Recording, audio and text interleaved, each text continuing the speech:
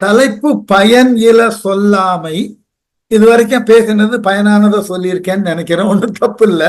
அடுத்தது இந்த பயனில சொல்லுதலுக்கு போன வகுப்புல அதனுடைய இலக்கணம் என்னன்னு பார்த்துட்டோம்.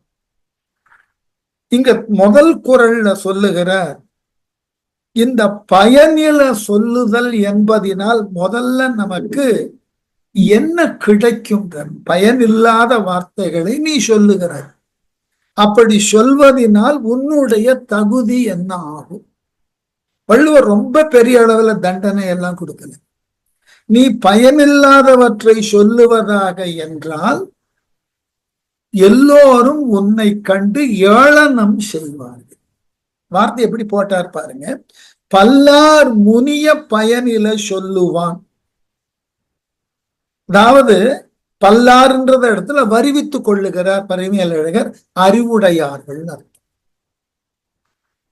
அறிவுடையார்கள் பலர் கூடியிருக்க அவர்கள் அருவருக்கும்படி பயனில்லாதவற்றை எவனேனும் ஒருவன் சொல்லுவதாக இருந்தால் அவனது நிலை என்ன ஆகும்னாக்க எல்லாரும் எள்ளப்படும். அவன் அந்த அறிவுடையார்களால் மட்டுமன்றி ஏனைய பிறராலும் எள்ளப்படுவான். இதுக்குதான் நான் போன வகுப்புல சொன்னேன். என்னுடைய மாமனார் பேசுகின்ற பொழுது பேசுவாராம். யாரேனும் ஒரு செய்தியை சொல்ல வந்தால் அதற்கு முன்னோட்டு ஏதாகிலும் வைத்தால் உடனே மறுப்பார். எதற்கு இவ்வாறு முன்னோட்டெல்லாம் வைத்து பேசுகிறேன்? நம்ம பேசுகின்ற போது சொல்லுகிறோம் அல்லவா, இங்க கொஞ்சம் கேள, இதை கொஞ்சம் பாரு. எதற்கு? அது நீ கேட்கக்கூடிய அளவில் தானே சொல்ல வருகிறாய். அப்பா அதன் பிறகு எதற்கு இதை கொஞ்சம் கேள் என்று தொடங்குகிறாய்? நேரடியாக பேச்சை தொடங்க வேண்டியது. இந்த ஓரிரு சொல் கூட பயன் இல்லாத சொல்லாக இருந்துவிடக் கூடாது என்பதுல அறிஞர்களினது மனநிலை எப்பொழுதுமே அப்படித்தான். அறிஞர்களாக இருக்கக்கூடியவர்கள் தங்களினது சொல்லை அவனது பொருள் திறத்தினை அறிந்து அளந்து பேசுவார்கள். ஆங்கிலத்தில் சொல்லும் போது சொல்லுவார்கள், அவர்களினுடைய சொற்கள் எல்லாம் மெஷர்டு வேர்ட்ஸ். அது மிக பெரியதாகியதோர் கலை, அளந்து பேசுதல். அந்த அளந்து பேசுதல் என்கின்ற ஒன்று இல்லாத நிலையில உங்களால் பேசப்படக்கூடிய சொற்கள் மற்றவர்களால் ஏளனம் செய்யப்பட்டது. ஆகவேதான் அறிஞர்களால் அருவருக்க தகுந்த அளவிலே பயனில்லாத சொற்களை எவனேனும் ஒருவன் பேசுவான் என்றால் அவனது பேச்சு எல்லோராலும் இழிவாக கருதப்படும், எள்ளப்படும். எள்ளுதல்னாக்க கேலி பேசுதல். அர்த்தம் இல்லாமல் இவன் பேசுகிறானே என்று கேலி பேசு. அது கோவை மாவட்டத்தில் ஒரு அழகான பழமொழி சொல்லுவார்கள். எல்லாம் நெல்லை உலர்த்தினார்கள் என்பதற்காக எலி தன் வாலை உலர்த்தியது. எல்லோரும் ஏதோ பேசுகிறார்கள், நாமும் ஏதாகிலும் பேசலாம் என்று தொடர்பு இல்லாமல் பேசுவார்கள். அப்படி பேசுதல் என்பது தவறு என்று சொல்லிட்டு அடுத்த ஒரு அழகான திருக்குறள், வள்ளுவரால் எப்படி அதை ஒப்புமையாக்க முடிந்ததுன்றதுதான் ஆச்சு. ரெண்டு வேறுபட்ட நிலைகள்ல ஒரு ஒப்புமையை காட்டுகிறது. எப்படி? பயனில பல்லார் முன் சொல்லல் நயன் இல நட்டார்கண் செய்தலில் தீது. நயன் இல நட்டார்கண் செய்தலின் தீது விருப்பம் இல்லாத செயல்களை. நயன் இல்லைன்னாக்க நயம் இல்லாத, தவறான அல்லது நண்பர்களால் விரும்பத்தகாத, நாம் யார் மாட்டு மிகுதியாக நட்பினை கொண்டிருக்கிறோமோ அந்த நண்பர்கள் விரும்பத்தகாத, அவர்களால் விரும்ப இயலாத செயல்களை எவனேனும் ஒருவன் செய்தால் அதனால் விளையக்கூடிய தீமை எதுவோ அதனை காட்டிலும் தீமை எது என்றால் பயனில்லாதவற்றை அறிவுடையார் முன் ஒருவன் சொல்லுதற்கு முன் வருதல். எதை எதோட முடிச்சார்னு அதுதான். நெடுநாள் நம்மோடு பழகியவன், நம்மை அவன் பல நாள் சகித்து கொண்டிருக்கிறான், நம்முடைய நண்பன். அப்படிப்பட்ட நண்பனே வெறுக்கக்கூடிய அளவினுக்கு நயம் இல்லாத ஒரு செயலை அவன் அவன் முன்னோ செய்தோம் என்றால் அதனால் விளையக்கூடிய தீமை எத்தகையதோ அதை காட்டிலும் கடுமையான தீமைக்கு உரியது எது என்றால் பயன் பல்லார் முன் சொல்லல். பயன் இலவாகிய சொற்களை அறிவுடையார் பலர் முன்பே ஒருவன் சொல்ல முன் வருவான் என்றால் அதனால் அவனுக்கு பெறக்கூடிய அவமானமோ அவனுக்கு பெறக்கூடிய தண்டனையோ அவனால் விரும்பப்பட்ட நண்பர்கள் முன்பு அவர்கள் விரும்பாத ஒரு செயலை அவன் செய்ய முன் வருகிறான் என்றால் அதனால் விளையக்கூடிய தீமையை காட்டிலும் இது கொடுமையான. என்ன காரணம்? என்னுடைய உட்பொருள் என்னன்னா, நம்முடைய நண்பர்கள் நம்மை சகித்துக் கொள்வார்கள். அவர்களுக்கு விருப்பமில்லாத செயல்களை பல நாள் நாம் செய்ய அவர்கள் சகித்து கொண்டு ஒரு நேரத்துல அந்த சகிப்புத்தன்மையிலிருந்து விலகி நம்மை கடிந்து கொள்வார்கள். ஆங்கிலத்துல சொல்றோம் இல்லையா, பிரேக் ஈவன் பாயிண்ட். நம்ம என்னதான் நம்முடைய நண்பர்கள் முன்பு தவறானவற்றை செய்து கொண்டே வந்தோம் என்றால் பொறுத்து கொள்ளக்கூடிய அளவு வரைக்கும் பொறுத்து கொள்வார்கள். பொறுத்து கொள்ளுதற்கு உண்டான அந்த தன்மையானது முடிகின்ற பொழுது கடும் சினத்தோடு நம்மை கோபித்துக் கொள்வார்கள். அப்படி நண்பர்கள் கோபித்துக் கொள்வதை காட்டிலும், ஏன் தெரியுமா நண்பர்கள் கோபித்துக் கொள்ளுதல் அவ்வளவு முக்கியத்துவத்தோட சொன்னார்? அங்கு நண்பர்கள் நம்மை கோபித்துக் கொள்வதினால் அவர்களது கோபம் நம்மை தண்டிக்கும். 2, அதனோடு நம்முடைய நட்பு அறுபட்டு போயிடும். அதுபோல அறிஞர்கள் முன்பு பயனில்லாத சொற்களை நீ சொல்லுவதினால் அவர்களினது சினத்திற்கு ஆளாவோம். பின்னர் அவர்களோடு நமக்கு உரியதாகிய தொடர்பும் அற்றுப்போம். அறிஞர்களினது தொடர்பு அற்று விட்டது என்றால் நம்முடைய வாழ்நாள்ல அதை காட்டிலும் கொடுமையான செய்தி எதுவும் கிடையாது. ஆகவே நீ நட்பினை இழப்பதும் நண்பனால் ஒருக்கப்படுவதை காட்டிலும் கொடுமையானது எது என்றால் அறிஞர்களால் நீ ஏளனப்படுத்தப்படுவதும் அவர்களது தொடர்பு நாளடைவில் இல்லாமல் போவது என கேள்வியில சொல்லிட்டார். அதற்கு விளக்கம், இழுக்கல் உடை உழி ஊற்றுக்கோலற்று ஒழுக்கம் உடையார் வாய் சொல்லும். எவன் இந்த உலகத்துல ஒழுக்கத்தோடு இருக்கிறானோ அவனால் சொல்லப்பட்ட சொற்கள் அது உன்னுடைய வாழ்நாள்ல நீ தவறு இழைக்காமல் இருப்பதற்கு உதவக்கூடிய சொல்லாயிருக்கும். எது போல? வழுக்குதல் நிறைந்த இடத்துல நீ நடப்பதற்கு கையில ஊன்றுகோலை கொண்டிருப்பது போல இந்த ஒழுக்கம் மிக்கவர்களது சொல் வாழ்க்கையில நீ தவறு இழைக்காமல் உன்னை பாதுகாக்கும். அப்படிப்பட்ட அறிஞர்கள் உன்னை வெறுத்து உன்னை ஏளனம் செய்து ஒதுக்கி விட்டார்கள் என்றால் உன்னுடைய வாழ்நாள் கேள்விக்குறியாயிடும். எது போல நெடுநாள் பழகின நண்பன் உன்னை கைவிட்டுட்டான்னு, நெடுநாள் பழகின நண்பன் உன் மீது கோபம் கொண்டு அவன் முன்னாடி நீ செய்த தவறான செயல்களை அவன் பொறுத்து பார்த்து இனி பொறுக்க இயலாது என்று உன் மீது சினம் கொண்டு உன்னை ஒருத்தலோடு தவிர்த்தும் விட்டான்னா உன் நிலைமை என்ன ஆகும்?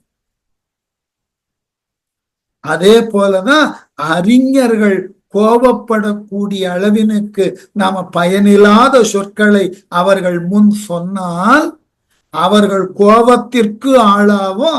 அதனோடு அவர்களது தொடர்பு அந்த நிமிடத்திலிருந்து நமக்கு இல்லாமல் போகும்.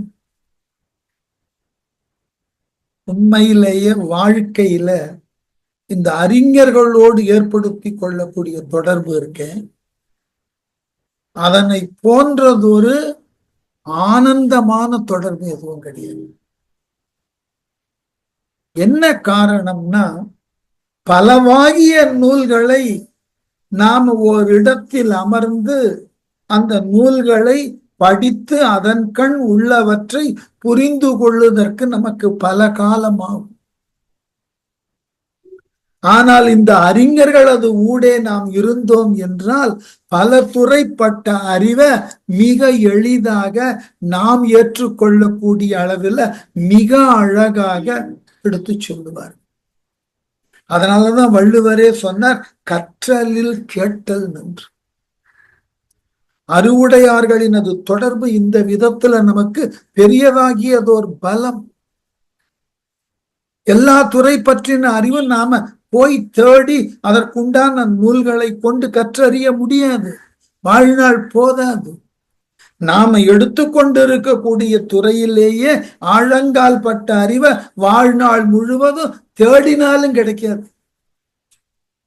எனக்கு தமிழ் இலக்கியம் கடந்த 45 ஆண்டு காலமாக அதனோடு தொடர்பு வைத்திருக்கிறேன் என்றால் எனக்கு தமிழ் இலக்கியம் முழுவதும் தெரியாதுன்னா நிச்சயமா தெரியாது. இதுல மாற்று கருத்தே கிடையாது. இதுகாரும் எழுதப்பட்ட இதுகாரும் வழக்கில் இருக்கக்கூடிய இலக்கியங்கள்ல ஒரு 5 விழுக்காடு தெரிந்திருப்பேன்னா பெரிய ஆச்சரியம். மீதி 95 விழுக்காட்டை நான் என் வாழ்நாள் முழுவதும் தேடினாலும் கிடைத்தாலும் படிக்க முடியாது. மாறாக அந்தந்த இலக்கியங்களிலே கற்று தேர்ந்த அறிஞர்களோடு தொடர்பு வைத்துக் கொண்டால், நான் என்னுடைய மாணாக்கர்களுக்கு வேடிக்கையாக சொல்லுவேன்,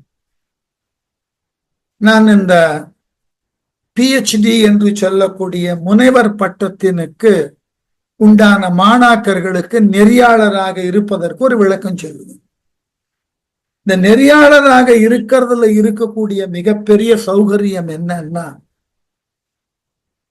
பாடுபட்டு பலகாலம் உழைத்து நாம செல்வத்தை தேடி அந்த செல்வத்தை ஒரு வங்கியில போட்டுட்டு ஓய்வு பெற்றதன் பின் அந்த வங்கியில இருந்து நமக்கு வரக்கூடிய வட்டி பணத்துல நம்ம வாழ்க்கையை நிம்மதியாக ஓட்டுவது எப்படியோ அது போல பலகாலம் கற்று அந்த கற்றதின் பயனாக ஒரு முனைவர் பட்டத்தை பெற்று அந்த பட்டத்தினை கொண்டு ஏனைய பிற மாணாக்கர்களுக்கு ஆராய்ச்சியில உதவுகின்ற பொழுது அவருக்கு உண்டான தலைப்பை கொடுத்துட்டு நம்ம ஒரு இடத்துல உட்காந்துக்கணும். நமக்காக அவர்கள் ஒவ்வொரு துறையின் கண் உண்டான செய்திகளை சென்று தேடி திரட்டி நம்ம கிட்ட கொண்டு வந்து கொடுப்பார்கள். அதை நாம பார்த்து அது சரி தவறு அது போதுமானது இன்னும் கொஞ்சம் தேவை என்று ஏதாயிலும் சொல்லி மேலும் அவர்களிடம் நிறைய செய்தியை பெற்றுக்கொள்ளும். இது ஒரு அழகான அனுபவம். ஏனென்றால் வாழ்நாள் முழுவதும் கற்றல் என்பது இருந்து கொண்டே இருக்கும். அப்ப அந்த கற்றல் என்கின்ற ஒன்று இருந்து கொண்டு இருக்கக்கூடிய காலகட்டத்துல கற்றறிந்தார்களினது தொடர்பு நம்மோட இருக்கும். எல்லா துறை பற்றின அறிவு நமக்கு போதாது, கிடைக்காது. அதனால என்ன செய்யணும், நாம் எவைகளை எல்லாம் தெரிந்து கொள்ள வேண்டும் என்று ஆவல் கொண்டிருக்கிறோமோ அந்தந்த துறைகள் மாட்டு ஆர்வம் உடையவர்களும் ஆழ்ந்த அறிவு பெற்றவர்களோடும் நட்பு கொண்டிருந்தால் போதுமானது. அவர்கள் சொல்லுவதை கேட்டுக்கொண்டிருந்தால் போதும். இந்த ஆங்கிலத்துல ஒரு சொற்றொடரை சொல்லுவார்கள், கலெக்டிவ் நாலேஜ். எது எங்கு கிடைக்குமோ அங்கு சென்று, கன்ஃபியூஷியஸ் ஒரு இடத்துல பேசுறார், எது அறிவு என்றால் நீ ஒன்றை விளக்குவது மட்டும் அறிவு அல்ல, எங்கு சென்றால் அதற்கு உரிய விளக்கம் கிடைக்கும் என்பதை தெரிந்து வைத்திருத்தலும் அறிவு. அதுதான் நமக்கு இப்ப முக்கியம். ஆகவே அப்படிப்பட்ட அறிஞர்கள் முன்னிலையில நாம ஏதாயிலும் தவறானவற்றை பயனில்லாதவற்றை சொன்னால் நண்பர்கள் முன்பு நம்மால் சொல்லப்பட்ட நயமில்லாத செயல்களினால் விளையக்கூடிய பயனை காட்டிலும் அறிஞர்கள் முன் சொல்லக்கூடிய பயன் இல்லாத சொற்கள் நமக்கு பெரியதோர் தீமையை தந்துவிடும். ஆகவே மறந்தும் பயன் இல்லாதவற்றை சொல்லுதற்கு முன் வராதீர்கள். அதை வேடிக்கையாக ஒற்றை வரியில் சொல்லுவேன். பேசத் தொடங்குகிறீர்கள் என்றால் சிந்தித்து விட்டு வாயை திறக்க முயற்சி பண்ணுங்கள். வாயை திறந்ததன் பின் சிந்திக்க முயலாதீர்கள், தடுமாறும். ஆற்றொழுக்காக பேசணும் அப்படின்னு சொன்னா, பயனுள்ளதை பேச வேண்டும் என்று சொன்னால் மனதில் அது பற்றின ஒரு வைப்பு முறை இருக்கும், ஒரு அரேஞ்ச்மெண்ட் இருக்கும். இல்லை என்றால் மிக கடினம். அதை நான் வேடிக்கையாக சொல்லுவேன், நீங்கள் எப்படி எடுத்துக்கொள்வீர்களோ தெரியாது. அனுதினமும் நான் உங்களுக்கு என்ன பாடம் நடத்துகிறேனோ அதை அன்றைய காலை பொழுதுல ஒரு மணி நேரம் நான் படித்து விடுகிறேன். காரணம் என்னன்னு கேட்டா, இதுல இருக்கக்கூடிய பொருள் புரியாதது என்பதல்ல. இந்த ஒரு மணி நேரத்துக்குள்ள இதை எப்படி எடுத்துக்கொண்டு செல்ல வேண்டும், எவ்வாறு இதனை பயனுள்ள வகையில் விளக்க வேண்டும், கேட்பவர்கள் ஏற்றுக்கொள்ளக்கூடிய நிலையில இந்த கருத்தை அவர்களிடம் செலுத்த வேண்டும் என்பது போன்ற திட்டமிடல் தான். இந்த திட்டமிடல் இல்லாமல் பாடத்தை நடத்த தொடங்கினால் தடுமாற்றம். அதனால எப்பொழுது பேசுவதாக இருந்தாலும் திட்டமிட்டு இதனை பேசுவதனால் இன்ன பயன் விளையும் என்று தெளிவாக தெரிந்து அதன் பிறகு நாம் பேச தொடங்கினோம் என்றால் அறிஞர்களும் நம் பேச்சை கேட்பார்கள். இல்லை என்றால் அவர்கள் நம்மை ஏளனம் செய்து நம் பேச்சை அருவருத்து ஒதுக்கி விடுவதோடு நம்மையும் ஒதுக்கி விடுவார்கள். அடுத்த இன்னும் கொஞ்சம் ஆணித்தரமா பேசுறார் வள்ளுவர். நயனிலன் என்பது சொல்லும் பயனில பாரித்து உரைக்கும் உரை. என்ன ஒரு கடுமையான வார்த்தைன்னு பாருங்க. பயனில பாரித்து உரைக்கும் முறை. பயனே இல்லாது ஒரு பொருளை ஒருவன் பாரித்துனா விரிவா பேச விஷயம் ஒண்ணுமே இருக்காது. ஆனா அதை ஏதோ மிக பெரிய அளவுல புதியதாக தான் கண்டறிந்தது போல மிகப்பெரிய விளக்கங்களோட விவரிக்க ஆரம்பிக்கும். பாரித்தல்னா அதை மேக்னிஃபை பண்றது. சாரி, ஒரு நிமிஷம் ஒழுங்கா பொரிச்சு குழம்பு பண்ணிடுங்க, சூப் பண்ணிடுங்க. கேபேஜும் பட்டாணியும் போட்டு கறி ரசம். நேற்று ஃபங்க்ஷன் கேன்சல் ஆகி போச்சு, சாரி. இன்னைக்கு சேலரி அனுப்பிச்சிட்டேன். கேஷுவா பாத்துட்டீங்களா? கேஷுவுக்கு சேலரி அனுப்பிச்சிட்டேன். ரைட், அவ்வளவுதான். ரசம் உண்டு இன்னைக்கு, நாளைக்கு தான். இன்னைக்கு முடியும், இன்னைக்கு ரெகுலர் ரசம் தான். ஆமா சொல்லிட்டேன். இல்ல ஒண்ணு இல்ல, எங்க வீட்டு கூக்கு இப்பதான் வந்திருக்காரு, அவருக்கு இன்ஸ்ட்ரக்ஷன். சரி, இந்த குறள் பாருங்க. பயனில்லாத ஒன்றை நாம பேச்சு வழக்கில் ஒண்ணு சொல்றோம் இல்லையா, முஸ்தி போட பேசுவார்கள் சிலர். ஆனா பேசி முடிச்சதுக்கு அப்புறம் நாமே ஆச்சரியப்படுவோம், எதற்கு இந்த முஸ்தி போ? இது எல்லோருக்கும் தெரிஞ்சது தானே, இதுல என்ன புதியதாக இவர் சொல்ல வந்து விட்டார்? இது வேடிக்கையாக ஒரு இடத்துல சொல்லுவது வழக்கம். உங்களுக்கு தெரியும், நம்முடைய சுதந்திர போராட்ட காலத்துல தமிழகத்துல மிகச்சிறந்த ஒரு பேச்சாளர் இருக்கு. தமிழ்லையும் சரி ஆங்கிலத்திலும் சரி மிக அற்புதமாக பேசக்கூடியவர். அவரிடம்தான் அரசியல் பாடங்களை கற்று பின்னர் முதலமைச்சராக வந்தார் காமராஜர். அவருடைய குரு யாருன்னா சத்தியமூர்த்தின்னு பேர். ஆங்கிலத்திலும் தமிழிலும் அற்புதமான புலமை.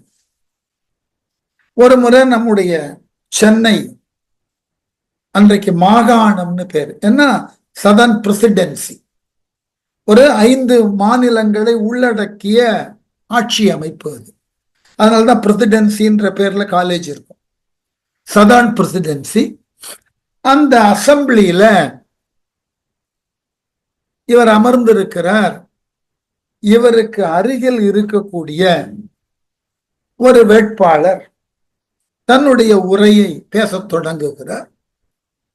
அந்த உரையில் அவர் நிறைய மேற்கோளை காட்டி காட்டி பேசிக் கொண்டு வருகிறார். அவர் ஒவ்வொரு மேற்கோளை காட்டுகின்ற பொழுது அருகில் இருந்த சத்தியமூர்த்தி இது இவர் சொன்னது, இது அவர் சொன்னது என்று அந்த மேற்கோளை சொன்னவர்களினது பெயரை சொல்லிக் கொண்டே அந்த பேச்சாளருக்கு கடுமையான கோபம் உண்டு. உடனே சத்தியமூர்த்தியை திரும்பி பார்த்து இடியட், ஃபூல் அப்படின்னு, இவை இரண்டும் மட்டும்தான் நீங்கள் சொன்னது அப்படின்னு. என்ன காரணம்னா, ஒரு மாநிலத்தினுடைய வளர்ச்சி திட்டத்தை பேசக்கூடிய இடத்துல பயனுள்ளவைகளை நேரடியாக பேசி மக்களுக்கு நன்மை பயக்கக்கூடிய திட்டங்களை விவாதிக்கும். அதற்கு மாறாக எனக்கு என்னெல்லாம் தெரியும் என்று சொல்லுவதை அடிப்படையாக கொண்டு பேசத் தொடங்கினால் என்ன பயன்? அததான் ரொம்ப தெளிவா பல இடங்கள்ல பேசுகின்ற பொழுது நான் சொல்லுவது, எனக்கு என்ன தெரியும் என்பதை பேசுவதற்கு நான் வல்ல. அங்கு குழுமி இருக்கக்கூடியவர்களுக்கு என்ன தெரிய வேண்டும் என்பதை பேசும். பெரும்பாலான பேச்சாளர்கள் தங்களுக்கு என்ன தெரியும் என்பதிலேயே தங்கள் நேரத்தை செலவிடுகிறார். அதனால பயன் இல்லை. அதை இலக்கண நூல் ஆசிரியர்கள் சொல்லுகிறார்கள், மற்றொன்று விரித்தல், எடுத்துக்கொண்ட தலைப்பினுக்கு நேர் எதிராக வேறு ஒன்றை விரிவாக பேசிக்கொண்டு செல்லுதல், அதனால் பயன் இல்லை. இது குற்றம் என்றே பேசுகிறார்கள் நூல் எழுதக்கூடிய அறிஞர்கள். அதனால இந்த பாரித்து உரைத்தல் அப்படின்னாக்க பயனில்லாதவற்றை மிக பெரிய விரிவான முஸ்தீப்புகளோடு பேசுறது. இதற்கு ஒரு நல்ல மேற்கோள் சொன்னா புரியும். இது என்னுடைய கல்லூரியில நான் மாணாக்கனாக இருந்த பொழுது நடந்த ஒரு நிகழ்ச்சி. தர்மபுர ஆதீனத்துல புலவர் 4ஆம் ஆண்டு படித்துக் கொண்டிருக்கிறேன். அந்த புலவர் கல்லூரியில இருக்கக்கூடிய இலக்கிய மன்றத்துல ஒரு பொறுப்புல இருந்ததுனால எனக்கு மிகப்பெரிய ஆர்வம் என்னன்னா, 2 பெரும் எழுத்தாளர்களை அந்த ஆண்டினுக்கு அழைக்க வேண்டும்னு முடிவு செய்து, தீபம் பார்த்த சாரதின்னு ஒரு மிகப்பெரிய ஆளுமை, மிகச்சிறந்த கதை எழுத்தாளர், தேசியவாதி, நல்ல கதைகள் பலவற்றை எழுதியவர்.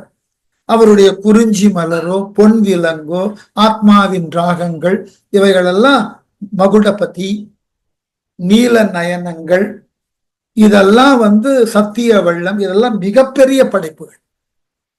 தரமான பத்திரிகை கலைமகள்லையும் கல்கியிலையும் தான் எழுதுகள். அப்படி ஒரு ஆளுமை, அவரை அழைக்கணும்னு ஆசை, வருவதாக ஒப்புக்கொண்டார். அவருக்கு நேர் எதிரான மற்றொரு ஆளுமை யாருன்னா, அன்றைக்கு இருந்தவர் தா ஜெயகாந்தன். கடுமையான எழுத்தாளர், எது பற்றியும் கவலை கொள்ளாமல் தான் விரும்பியதை தேர்ந்த முறையில் எழுதக்கூடியவர்.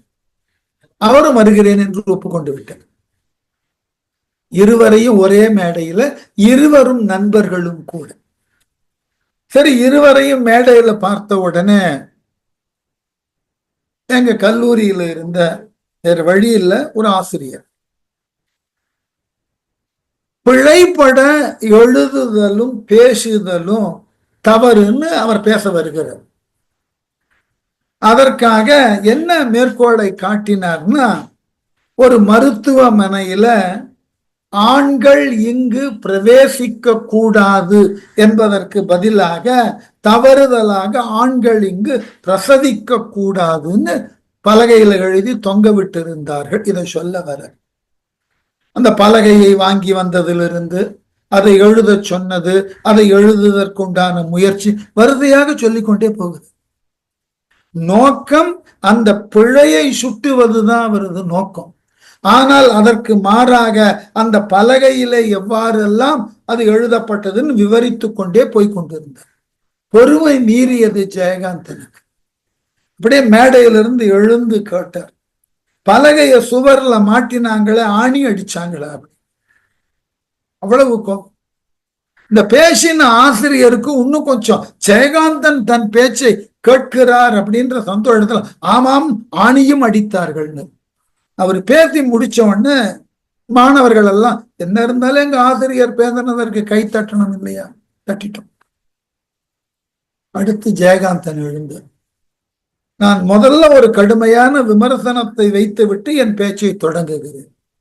என்ன விமர்சனம் வைத்தார்னா, எனக்கு முன்பு பேசினவர் அப்படி என்ன கைத்தட்டக்கூடிய அளவில் பேசினார், எதற்கு கைத்தட்டுகிறீர்? இவ்வாறு தவறாக கைத்தட்டி கைத்தட்டி பயனில்லாதவற்றை எல்லாம் வளர்த்து விடுகிறீர்கள் நீங்கள். அன்றைக்கு அதனுடைய பொருள் புரியல. வாழ்நாள்ல ஆசிரியர் தொழிலுக்கு வந்து படிப்படியாக வளருகின்ற பொழுது பொருள் புரிந்து நாம என்ன பெரிய சொல்லுகிறோம். வள்ளுவர் இதே அதிகாரத்துல கடைசியில சொல்றார், பயனில் சொல் பாராட்டுவானை மகன் எனல் மக்கட் பதடு எனல் எழுதின. ஒருத்தன் பயனில்லாதத பேசுறான், அவனுக்கு போய் பாராட்டு தந்து கொண்டு இருக்கிறான், அவன் தப்பு இல்லை, நீ அயோக்கியன். ஒண்ணும் இல்லாம பேசி கொண்டிருக்கிறான், அவனுக்கு எதுக்கு பாராட்டு? இன்றைக்கு பெரும்பாலானோர் இந்த பாரித்து உரைத்தல் தான், தொடர்பு இல்லாததை எடுத்துக்கொண்டு பெருமளவுல விரிவாக பேசுவார். ஆகவேதான் நயனிலன் என்பது, இவன் நீதி இல்லாதவன், இவனிடம் நயனுக்கு உரியதாகிய ஏதொன்றும் இல்லை என்பதை எப்பொழுது தெரிந்து கொள்ளலாம்? ஒன்றினுக்கும் பயன்படாத ஒரு கருத்தை எப்பொழுது அவன் விரிவாக பெரிய அளவிலே விவரித்து பேச தலைப்படுகிறானோ அப்பொழுது நிச்சயமாக நாம் தெரிந்து கொள்ளலாம், இவனிடம் நல்ல விதமாய் பேசுவதற்கு உரியதாகிய நல்ல சரக்கு ஏதும் இல்லை. ஒன்றும் இல்லாதவன் தான் உதவாத கருத்துக்களை மிக பெரிய அளவில் பேசுவான். நாங்கள் ரொம்ப வேடிக்கையாக சொல்லுவது உண்டு. ஒரு பேராசிரியர் உடல்நிலை எப்படி இருக்குன்னு தெரியாது, சென்னை பல்கலைக்கழகத்துல ஏ மணவாளன் ஒரு பேராசிரியர், நான் ஏங்கியது உண்டு. நல்ல ஆசிரியர், கல்லூரி ஆசிரியர் ஆனதற்கு பிறகுதான் அவரோட அறிமுகம் எல்லாம் எனக்கு கிடைத்தது. அவரினுடைய வகுப்பை நாம் என்றாகிலும் ஒரு நாள் கேட்க வேண்டும் ஆசை. ஏனென்றால் 1 மணி நேரம் வகுப்பெடுத்தாலும் அதுல ஒரு சொல் மிகையானதுன்னு எடுத்து போட்டுட முடியாது. இந்த இடத்துல ஒரு வெற்றி சொல்லை சொல்லி இருக்கிறார், சொல்ல முடியாது. அப்படி நெருக்கமாக செறிவா, என்ன முதுகலைக்கு பாடம் நடத்துறவர், அவ்வளவு நெருக்கமாக செறிவோடு அந்த வகுப்பு போகும். எங்களுடைய இந்த புத்தொழி என்று சொல்லக்கூடிய புத்தாக்கம், புத்தொழி ரெஃப்ரெஷர் கோர்ஸுக்கு அவர் வருவார். அப்ப எங்களை போன்ற கல்லூரி ஆசிரியர் பெருமக்களுக்கு அவர் வகுப்பெடுப்பார். அவ்வாறு 2 முறை கேட்டதற்கு பிறகு எனக்கு மிகப்பெரிய ஆர்வம் என்னன்னா, அவருடைய வகுப்புல போய் உட்கார்ந்து மீண்டும் ஒரு முறை முதுகலையை கற்க வேண்டும்னு வந்தது. அப்படி ஒரு அழகான விளக்க உரை, அப்படி ஒரு சொல் சிக்கனம். நீங்க அப்படியே அந்த குறிப்பு எடுத்துக்கொண்டே பார்க்கலாம், ஒரு சொல் விடாம அவ்வளவு தெளிவா. அது சிலருக்கு மட்டுமே வாய்க்கும், அதுக்கு தவம் பண்ணியிருக்கணும். அது போன்றதாகிய அறிஞர்களை பார்ப்பதற்கு நாம இந்த பிறவியில புண்ணியம் பண்ணியிருக்கணும். அப்படிப்பட்ட அறிஞர்களினுடைய அந்த பேச்சு இருக்கு இல்லையா, அது அவர்களுக்கு ஒரு தவம் போல. அதே போல பலமுறை நான் வகுப்புல சொல்லியிருக்கேன், எங்களினுடைய மேனாள் பேராசிரியர் டாக்டர் இ சுந்தரமூர்த்தி அப்படி ஒரு புள்ளி விவரத்தோடு மேடையில பேசி பிரமிக்க வைக்கலாம். எதனையும் உங்களால இது வேண்டாம், இது பொருத்தம் இல்லாததுன்னு விளக்க முடியாது. அவரால் காமிக்கக்கூடிய எந்த ஒரு மேற்கோளையும் விளக்க உரையும். அதே போல டாக்டர் பொற்கோ, இவர்களெல்லாம் இந்த ஆசிரியர் தொழிலுக்கு அதனது மேன்மைக்கு என்று பிறந்தவர்கள் அல்ல, அவதரித்தவர்கள். அவர்கள்லாம் ஒரு அவதார புருஷர்கள். அப்படி ஒரு வகுப்பு. ஒரு முறை பொற்கோ வகுப்படுத்திக் கொண்டிருக்கிறார். இது ஒரு புத்தொழி பயிற்சி. கல்லூரி ஆசிரிய பெருமக்கள்லாம் புத்தொழியில கலந்து கொண்டு பயிற்சி. ஒரு 40 கல்லூரி பேராசிரிய பெருமக்கள், நானும் இருக்கிறேன். அவர் ஏதோ ஒன்றை இலக்கணத்துல விளக்கி கொண்டிருந்தார். உடனே அருகில் இருந்த ஒரு நண்பர் இல்லை, இது இறையனார் களவியல் உரையில் இருக்கிறது அப்படின்ட்டு. உடனே அவர் மிக எளிதாக இறையனார் களவியல் உரையில் எங்கு இருக்கிறதுன்னு கேட்டார். உடனே நண்பர் சொன்னார், இல்ல கையில புத்தகம் இருந்தால் நான் காட்டி விடுவேன். உடனே பொற்கோ சொன்னார், இறையனார் களவியல் உரையை நான் முதலிலிருந்து சொல்லிக் கொண்டே வருகிறேன், எங்கு இருக்கிறது என்று சுட்டுங்கள். உரையை சொல்ல ஆரம்பிச்சார். 120 பக்க உரை. நினைத்து பாருங்க, இப்ப என்ன தெளிவு இருக்கணும் அந்த நூல. நக்கீரர் எழுதின உரை சொல்லே அவ்வளவு கடினமானது. தெளிவா சொல்லி கொண்டு வந்தார். கேட்ட நண்பருக்கு தாம் அதிக பிரசங்கித்தனமாக பேசிவிட்டோம்னு புரிஞ்சது. வேறு வழி இல்லாமல் எழுந்து நான் தவறுதலாக சொல்லிவிட்டேன், மன்னிக்கவும். அப்புறம் தான் நிறுத்தினார். அதனால இந்த அறிஞர்கள் மத்தியில போயிட்டு எந்த சூழ்நிலையிலும் ரொம்ப பெரிய சாமர்த்தியமாக பேசுவதாக பேசி சிக்கி கொண்டு விட. ரொம்ப எளிமையான வழக்கம் என்ன?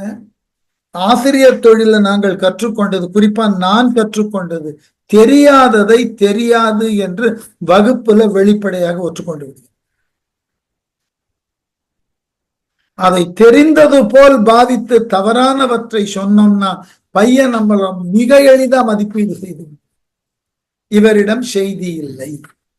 அதேதான் வள்ளுவர் சொன்னார், எவன் ஒருவன் நயநிலன் என்பது இவனிடம் தகுதி வாய்ந்த சிந்தனை இல்லை, இவனிடம் கேட்டு பெறுதற்கு உண்டான எந்த ஒன்றும் இல்லை என்று எப்பொழுது நமக்கு தெரியும் என்றால், பயன் தராதவற்றை எவன் ஒருவன் பெரிய விரிவாக பேச தலைப்படுகிறானோ அப்பொழுதே அவனை தெரிந்து கொள்ளலாம் இவனிடம் பேசுவதற்கு வேறு ஏதும் இல்லை என்று.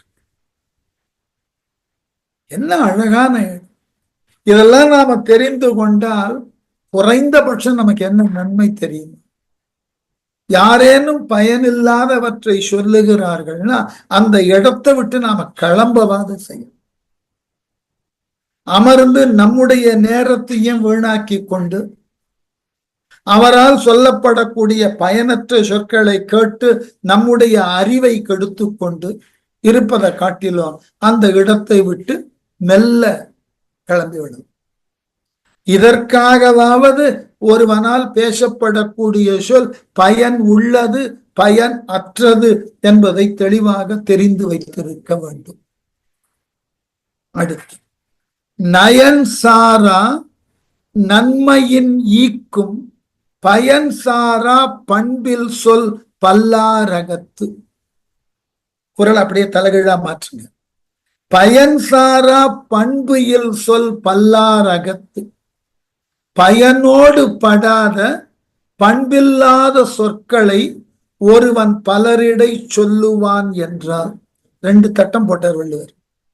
2 சட்டம். ஒன்று பயன்படாத சொல், 2வது பண்பாடு இல்லாத சொல். பண்பாடு இல்லாத சொல்ல அன்பார்லிமெண்ட்ரின்னு வச்சுக்கலாம். உங்கள் பண்பினுக்கு தொடர்பு இல்லாத அருவருக்க சொல்லும் பயன்படாத சொல்லும். ஒரு கேள்வி கேட்கலாம், பயன்படக்கூடிய சொற்கள்ல பண்பு உடைய சொல் பண்பு இல்லாத சொல் இருக்குமானா இருக்கு. சில நேரங்கள்ல பண்பு இல்லாத சொல் தரக்கூடிய பயனை காட்டிலும் பண்புடைய சொல் பயனை தராது. அதற்கு வேடிக்கையாக சொல்லுவது உண்டு, நமக்கு மாம்பழச்சாறு வேணும்னா கனிந்த மாங்கனி வேணும். நமக்கு நல்ல காரமான மாங்காய் ஊறுகாய் வேணும்னா நன்கு முற்றி காய்த்த காய் தான் வேணும். இப்ப காய பண்பு இல்லாததும் கனியை பண்பு உடையதுன்னு சொன்னா ஊறுகாய்க்கு கனியை பயன்படுத்த முடியாது. ஆகவே நம்மால் பயன்படுத்தப்படக்கூடிய சொற்கள்ல சில நேரங்கள்ல பண்பு இல்லாத சொல் கூட பயனை கொடுத்துரும். நம்ம குழந்தைய கண்டிக்கும் போது பண்பு இல்லாத சொல்ல பேசினதே கிடையாதா?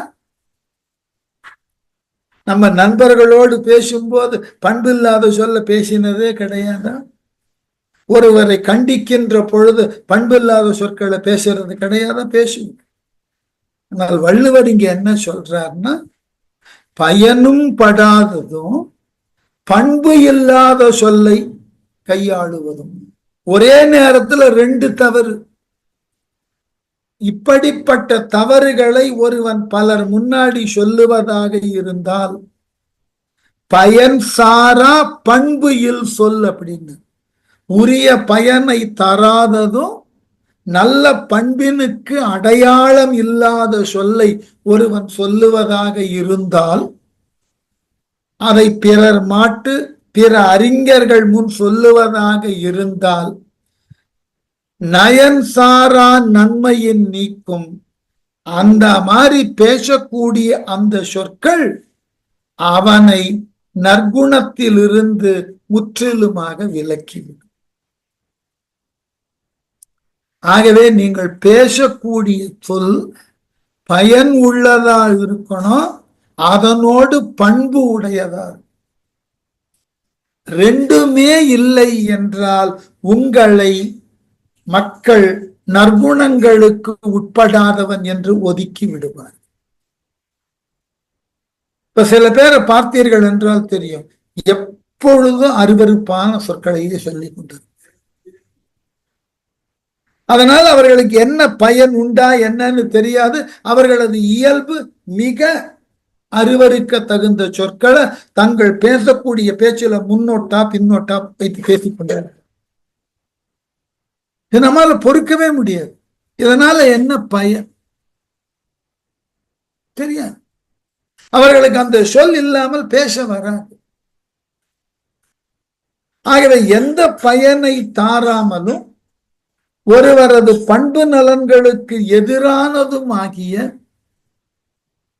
சொற்களை எவனேனும் ஒருவன் பேசுவதாக இருந்தால் அவனிடம் நன்மை தங்காது, நயன் சாராது, நல்ல செய்திகள் அவனிடம் வந்து சேராது. அதனோடு அவனை நல்ல தன்மையிலிருந்து விலக்கி தீயவனாக உலகிடை காட்டி. ஆகவே மறந்தும் பயனில்லாத சொற்களை பேசாதீர்கள். அதனோடு உங்கள் பண்பினுக்கு நேர் எதிரான சொற்களை சொல்லாது. எனக்கு தெரிஞ்சு பல உயர் தகுதியில் இருக்கிறவர்கள் ரொம்ப இயல்பாக அருவருக்க தகுந்த சொல்ல பேசுவார். ஒரு முறை உங்களுக்கு அவரை பற்றி தெரிந்திருக்கும்னு நினைக்கிறேன். ஆங்கிலேயர்களாலேயே மிகப்பெரிய அளவினுக்கு கௌரவிக்கப்பட்ட தமிழகத்தை சார்ந்த ஆங்கில மொழியில் புலமை பெற்றவர். அவருக்கு 2 பட்டம் உண்டு. ஒன்று ஆங்கிலேயர்கள் கொடுத்தது ரைட் ஹானரபிள் அப்படின்ற ஒரு டைட்டில். நம்முடைய மக்கள் கொடுத்த டைட்டில் சில்வர் டங்குடு. அவர் பெயர் சீனிவாச சாஸ்திரின்னு பேர். மயிலாடுதுறையை சார்ந்தவர். அவர் தன்னுடைய குறிப்பில் எழுதுற, அவர் தன்னுடைய கிராமத்திற்கு போனால் அந்த கிராம மக்களோடு பழகுகின்ற பொழுது அந்த கிராமத்தினுக்கு ஏற்றாற் போல சில அருவருக்க தகுந்த சொற்களை இயல்பா பேசுவார். அவர் எழுதுகிறார், நான் ஆங்கிலேயர்கள் வியக்கக்கூடிய அளவில் ஆங்கிலம் பேசுகிறேன். அவர்களே என் புலமையை கண்டு வியக்கிறார்கள். ஒரு முறை அவருக்கும் வின்ஸ்டன் சர்ச்சிலுக்கும் பெரிய விவாதம் நடந்தது. ஞாபகம் வைத்துக் கொள்ளணும், வின்ஸ்டன் சர்ச்சில் ஆங்கில இலக்கியத்திற்காக நோபல் பரிசு பெற்றவர். அவரினுடைய ஆங்கில புலமையை தவறு என்று சுட்டியவர் இவர் சீனிவாச சாஸ்திரி. அவர் எழுதுற, நான் எவ்வாறு இப்படிப்பட்ட அருவருக்கக்கூடிய சொற்களை இயல்பாக பேசக்கூடிய அளவிலே என்னுடைய கிராமத்தில் நான் இருக்கிறேன், எனக்கு இது வெட்கமாக இருக்கிறது. தான் பேசுவது தன்னுடைய பண்பினுக்கு ஒவ்வாத சொல்தான், அதை தெரிந்து இதை என்னால் தவிர்க்க முடியவில்லையே என்று வருத்தப்படுகிறது. ஆகவே சில நேரங்கள்ல பயனில்லாத சொல் கூட தப்பு இல்லாம போகும். நம்ம பண்பினுக்கு ஒவ்வாத சொல்லை பேசிவிடும். ஏனென்றால் நம்மால் பேசப்படக்கூடிய சொல் அந்த சொல் உணர்த்தும் பொருளையும் அது காட்டும், சொல்லிய நம்முடைய தகுதியையும் காட்டும். அதனால மறந்தும் பயனில சொல்லுதலே தவறு. அதனோடு நம்முடைய பண்பினுக்கு முரணான ஒவ்வாத சொற்களை நீங்கள் சொல்லுவதாக இருந்தால் உங்கள் மாட்டு எக்காலத்தும் நன்மை வந்து சேராது. அதுபோல் உங்களிடத்து உண்டாகிய நல்ல குணங்களை இவைகளே அழித்துவிடும். ஆகவே இந்த தவறை செய்யாதீர்கள் சொல்லிட்டு ரொம்ப அழகா சொன்னார். நீங்கள் மேலும் மேலும் பயனில்லாத சொற்களை, தவறான சொற்களை தொடர்ந்து பேசிக் கொண்டிருந்தால் என்ன நடக்கும் தெரியுமா? வள்ளுவர் இந்த மாதிரி வருந்தி பேசுறதெல்லாம் ரொம்ப குறைவு. சீர்மை சிறப்போடு நீங்கும் பயனில நீர்மை உடையார் சொல்லி. சீர்மை சிறப்போடு நீங்கும், அதாவது சீர்மைன்னா ஒருவனிடம் இருக்கக்கூடிய விழுப்பம், வேல்யூஸ், விழுமியங்கள்.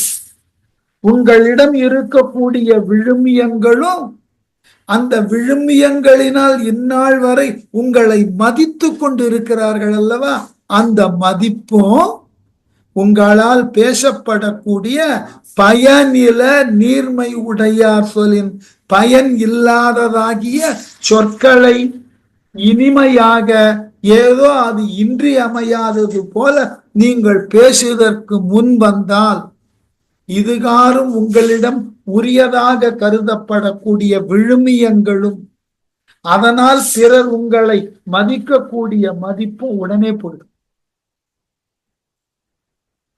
நாமே கேட்போம், என்னதான் அவ்வளவு பெரிய மனுஷன்,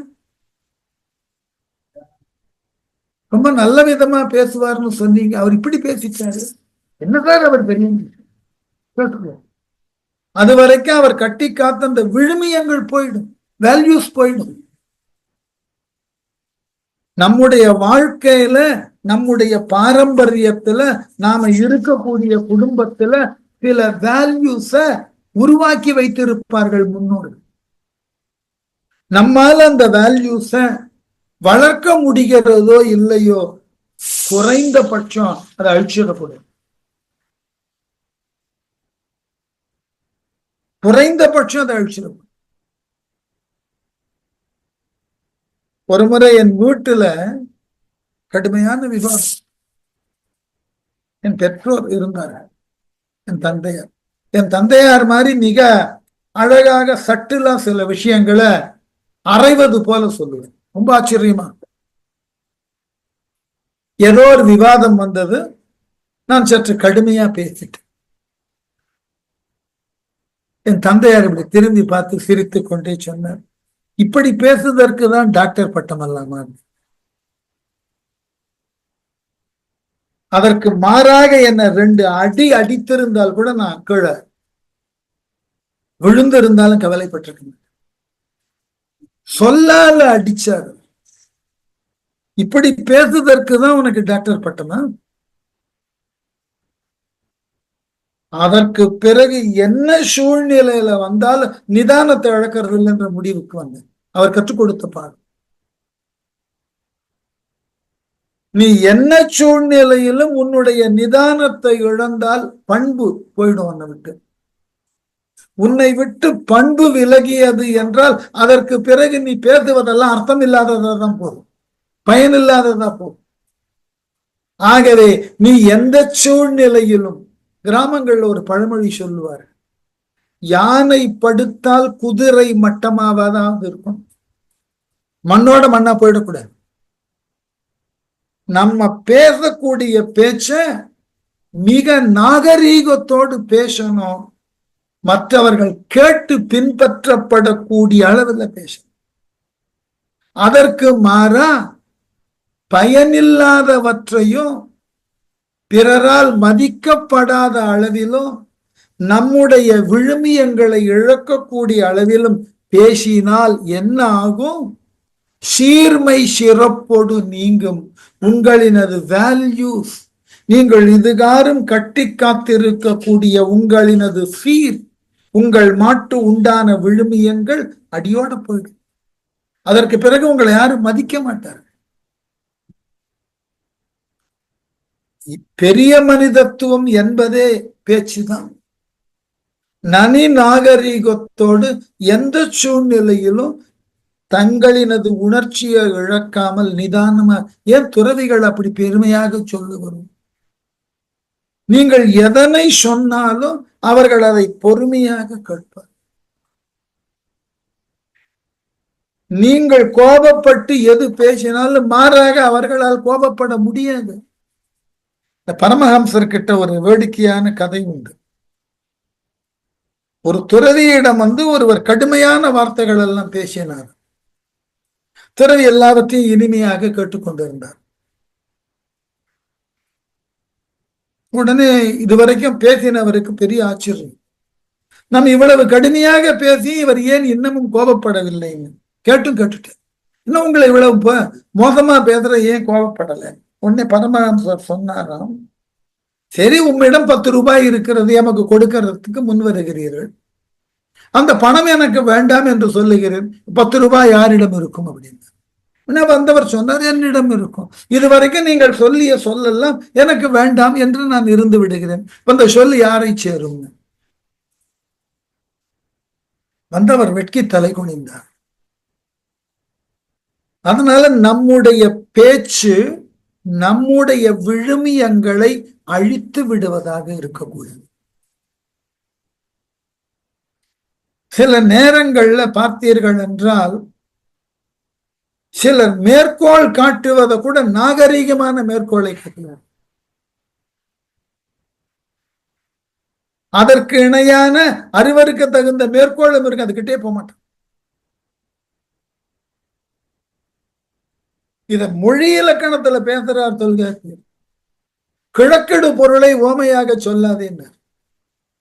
கீழான நிலையில அருவருக்க தகுந்த அளவுல எந்த ஓமையையும் சொல்லாதே. அங்க நல்ல மனம் வீசுகிறதுன்னா மனத்துக்கு பெருமையை சேர், மல்லிகை மனம், ரோஜா மலர் மனம் இருக்குன்னு சொல்லு. அங்கிருந்து ஒரு அருவருக்க தகுந்த மனம் வருகிறதுன்னா அங்க எனக்கு அருவருக்க தகுந்ததாகிய மனம் வீசுகிறதுன்னு சொல்லு. எப்படிப்பட்ட அருவருப்புன்னு சொல்லாதேன்றார். எவ்வளவு நாகரீகமான மொழின்னு பாருங்க. அந்த அங்கிருந்து வரக்கூடிய நாற்றம் துர்நாற்றமாக இருக்கிறது என்று சொல்லி அதை முடித்து விடு. எது பற்றின துர்நாற்றம், அது எவ்வாறு இருக்கிறது, அந்த விளக்கெல்லாம் சொல்லாத. அது உன்னுடைய வேல்யூஸ் அழிச்சிரும். கிழக்கெடு பொருளை மேலாக எடுக்காதே. நல்ல நறுமணம் வீசுகிறதுன்னா நிறைய விளக்கம் கொடு. சந்தனம் இழைத்தது போல சொல்லு. இதான் நாகரீகம்னு பேர். உயர்ந்ததை சொல்லுகின்ற பொழுது அதற்குரிய விளக்கங்களை உயர்வாக எதை வேண்டுமானாலும் அடுக்கி கொண்டு போகலாம். உயர்ந்தது அல்லாததை நீ சொல்லுகிறாய் என்றால் மறந்தும் அருவருக்கக்கூடிய எதனையும் மேற்கொள்ள காட்டிடாத. அப்படி காட்டினால் உங்களிடம் இந்நாள் வரை உங்களால் சேகரிக்கப்பட்ட, உங்கள் முன்னோர்களால் சேர்த்து அளிக்கப்பட்ட விழுமியங்கள் அழிந்து போகும். வேல்யூஸ் அழிச்சிருவீங்க. நமக்கு ஒரு வேல்யூ இருக்கு. நாம அதான் நான் வேடிக்கையாக சொல்லுவேன், நம்ம வீடுகள் எல்லாம் கூடிய மட்டும் அருவருக்க தகுந்த தவறான சொற்களை சொல்லாமல் தவிர்ப்பதே நல்ல விழுமியத்தை கொடுத்து. பழைய காலத்துல சொல்லுவார்கள், வீட்டிற்கு ஏதாவது தேவைன்னா தேவை என்று சொல்லணும், இல்லை அதை வாங்க வேண்டும்னு சொல்லணும், இல்லைன்னு சொல்லக்கூடாது. வீட்டுல துவரம் பருப்பு இல்லைன்னு சொல்லக்கூடாது, துவரம் பருப்பு வாங்க வேண்டும்னு சொல்லணும். ஏனென்றால் இல்லை என்பது அறச்சொல் அன்று. அவ்வாறு அதை சொன்னீர்கள் என்றால் அது இல்லை என்ற நிலையை தானாக உருவாக்கிவிடும், அது நன்மையை தாராது. பேச்சுக்கு இவ்வளவு முக்கியத்துவம் கொடுத்துக்கிறார். ஒருவரால் பேசப்படக்கூடிய சொல் அது மங்களமா இருக்கணும், அமங்கலமான சொல்ல பேசக்கூடாது. பேச்சு வழக்கிலேயே தொல்காப்பியர் எழுதுறார், பேச்சு வழக்கில் மங்களம் இருக்கணும், குழு குறி இருக்கணும், இடக்கர் அடக்கல் இருக்கணும். அதுதான் மொழியினது நாகரீகம். நான் ஓய்வறைக்கு செல்லுகிறேன்னு சொல்லிட்டு போனோம், அங்க போய் என்ன செய்கிறீர்கள் என்பதை வெளிப்படையா சொல்லிட்டு போக கூடாது, நாகரீகம் இல்லை. இதுக்கு பேரு இடக்கர் அடக்கல்னு பேரு. இடம் கருதி அருவருக்க கூடியவற்றை அடக்கி நாகரீகமாக பேசு. பேச்சு சாதாரணமா பேசுற பேச்சுக்கு மங்களமாக பேசி, யாரேனும் இறந்தார் என்றால் அவர் இறையடி சேர்ந்தார்னு சொல்லு. அவருக்கு பதிலாக அவர் இறந்ததை கொடூரமாக விமர்சனம் செய்து பேசாதே. இது மங்களமற்றதுன்ற பேச்சு மொழிக்கு. அப்ப படித்து பண்பு பட்ட நிலையில நாம பேசும்போது எவ்வளவு ஜாக்கிரதையா பேசணும், எவ்வளவு முக்கியத்துவம் கொடுத்து பேசணும். அதுதான். அப்படி பேசலைன்னா உன்னுடைய சீர்மை உன்னை விட்டு போகும். எப்படி? சிறப்பொடுக்கும், உன்னிடம் இருக்கக்கூடிய வேல்யூஸ் போகும். அதனோடு உன்னை இந்நாள் வரை மதித்தவர்களினுடைய மதிப்பும். நல்ல விதமாக நீ பேச வேண்டும் என்பதற்கு சான்று எதுன்னா, உன்னுடைய எதிரி கூட உன் பேச்சை மதிக்க வேண்டும். உன்னை அவன் எல்லா விதத்திலும் எதிர்க்கக்கூடியவனாக இருக்கலாம், ஆனால் உன் பேச்சை அவன் மதிப்பு. என்ன சொன்னாலும் அவர் அப்படி பேசியிருக்க மாட்டாருங்க, எனக்கு அவருக்கு ஆகாதது. ஆனால் அவர் இப்படி பேசக்கூடியவர் அல்ல, அப்படியெல்லாம் சொன்னா ஏற்றுக்க முடியாது. என்ன காரணம் என்றால், சொல் என்பது அதனது பொருளை மட்டும் போக்கிலே சொல்லுவது இல்லை, சொல்லக்கூடிய சொல்லுபவரின் தகுதியையும் காட்டும். அதனால சீர்மை சிறப்போடு நீங்கும் பயனில நீர்மை உடையார் சொல்லின். அடுத்த குறள் ரொம்ப அழுத்தமான குறள், ஏற்கனவே அதை சொல்லிட்டேன், இங்க அதை விரிவா பார்க்க. பயனில் சொல் பாராட்டுவானை மகன் எனல் மக்கட் பதடு எனல். இதுல ரெண்டு பொருள் இருக்கு. பயனில் சொல் பாராட்டுவானை மகன் எனல், பயனில்லாத சொற்களை பலகாலும் சொல்லுவான். பாராட்டுதல் என்ற சொல்லுக்கு பலகாலும் சொல்லுதல், அர்த்தம் இல்லாததை திரும்ப திரும்ப சொல்லிக் கொண்டது. பன்மையில ஒரு விவாதம் வந்தது. இந்த விவாதம் ரொம்ப பெரிய அளவுல போய் கொண்டிருந்தது. அதாவது என்னை பற்றி தவறுதலாக திறனாய்வு செய்யக்கூடிய அளவுல பல காலமா விவாதம் போய் கொண்டிருக்கிறது. உடனே என்னை சார்ந்த நண்பர்கள்லாம் அவ்வாறு உங்களை பற்றி இவ்வாறு விவாதிக்கக்கூடியவர்களை எல்லாம், விவாதம் செய்யக்கூடியவரை நீங்கள் ஒரு முறை நேரில் சந்தித்து, நான் அவ்வாறு இல்லை, நீங்கள் என்னை தவறாக விமர்சனம் செய்கிறீர்கள் என்று ஏன் நீங்கள் ஒரு தன்னிலை விளக்கம் கொடுக்க கூடாதுன்னு கேட்டார். நான் சிரித்து கொண்டே சொன்னேன், அறிவில் குறைபாடு உடையவர்களை நாம பேசி புரிந்து கொள்ள வைத்து விட முடியும். ஆனால் சித்த சுவாதீனம் இல்லாதவர்களை நீங்கள் என்ன சொன்னாலும் அவர்களை உங்களால் திருத்த முடியாது.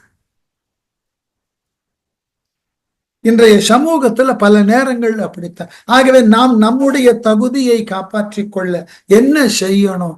நம்மை பற்றின விமர்சனம் தவறாக வருகிறதா, சொல்லுபவர் யாருன்னு பார்க்கணும். அவருக்கு நம்மால் விளக்க முடியும்னா விளக்கலாம், இல்ல அந்த விளக்கத்திற்கெல்லாம் அவர் அப்பாற்பட்டவர், என்ன சொன்னாலும் இப்படித்தான் சொல்லி கொண்டிருப்பார்னா அந்த மாதிரி ஆள் தவிர்த்து விடுதல் நல்லது. ஏனென்றால் புத்தி பேதலித்தவனிடமும் புத்தி மயங்கக்கூடிய அளவில் மது உண்ணக்கூடியவனிடமும் நீங்க போய் எந்த அறிவுரையை சொன்னீர்கள் என்றாலும் கேட்பவனுக்கு சந்தேகம் வந்துடும். வெளியிலிருந்து கேட்பவன், இதுல யார் உண்மையில பைத்தியம்? ஏனென்றால் பைத்தியம் சொன்னதையே சொல்லிக் கொண்டிருக்கோம், நீங்கள் விளக்கத்தை சொன்னதையே சொல்லிக் கொண்டிருப்பீர்கள். மூன்றாம் நிலையிலிருந்து கேட்பவனுக்கு இதில் உண்மையான பைத்தியம் யாருன்னு சந்தேகம் உண்டு. இந்த தவறு செய்யவே கூடாது. அதனால பலகாலம் எவன் ஒருவன் பயன் இல்லாத சொற்களை சொல்லிக் கொண்டே இருக்கிறானோ அவனை நீங்க என்ன பண்ணலாம்?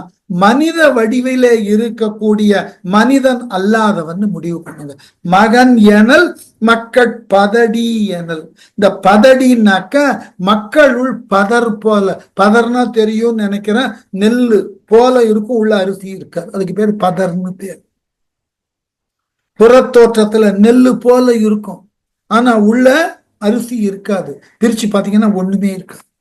அது போல இவர்கள் தோற்றத்தாலும் நடை உடை பாவனையினாலும் மக்கள் போல இருப்பார்கள், ஆனால் இவர்கள் மக்கள் அல்ல, பதடுகள், எந்த விதத்திலும் பயன்படாதவர்கள். தாங்கள் கருதிய கருத்தை பயன் இல்லை என்று தெரிந்தும் பல காலம் தொடர்ந்து சொல்லிக் கொண்டே இருக்கும். இது ஒரு பொருள். ஒருவன் பயனில்லாதவற்றை சொல்லுகிறான், அதை நீங்கள் பாராட்டி கொண்டிருக்கிறீர்கள் என்று சொன்னால் சொல்லுபவனை காட்டிலும் பாராட்டுகிறீர்கள் அல்லவா? அவர்கள்தான் இன்னமும் இந்த சமூகத்தை கெடுப்பதற்குரியவர். தவறானவனுக்கெல்லாம் கைத்தட்டி அவனை ஏற்றி விடக்கூடாது, மிகப்பெரிய தவறு. ஆகவே இந்த பாராட்டுதல் என்பது ஒன்றை பயனில்லை என்று தெரிந்தும் பல்காலம் அதை மீண்டும் மீண்டும் ஒருவன் சொல்லிக் கொண்டிருக்கிறான் என்றால் அவனை மக்கள் என்றே கருதாதே. மக்களை போன்று இருக்கக்கூடிய பதடுகள், அவர்கள் மனிதர்களாக நடை உடை பாவனையில் இருக்கலாம், ஆனால் அவர்கள் உள்ளீடு காலியானது, வெறுமையானது. அவர்களை எக்காலத்தும் மனிதர்களோடு ஒப்ப வைத்து பார்க்காதீர்கள். சரியா? நன்றி.